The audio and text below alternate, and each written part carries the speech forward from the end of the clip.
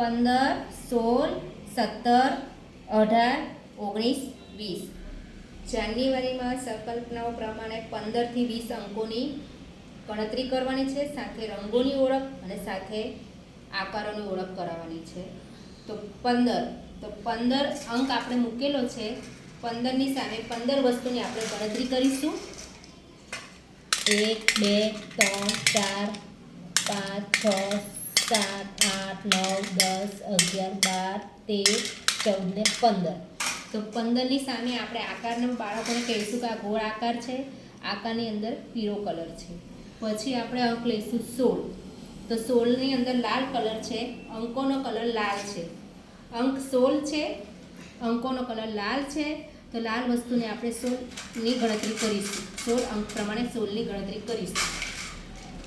1, 2, 3, 4, 5, 6, 7, 8, 9, 10, 11, 12, 13, 14, 15 અને 16.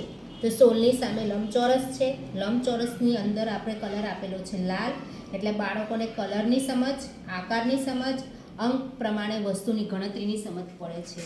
પછી આપણે લઈશું 17 અંક. 17 અંકની સામે 17 વસ્તુની આપણે ગણતરી કરીશું. તો બાળકોને કહીશું કે આ લીલો કલર છે અને 17 અંક છે. અંકની સામે 17 વસ્તુની ગણતરી કરવાની છે.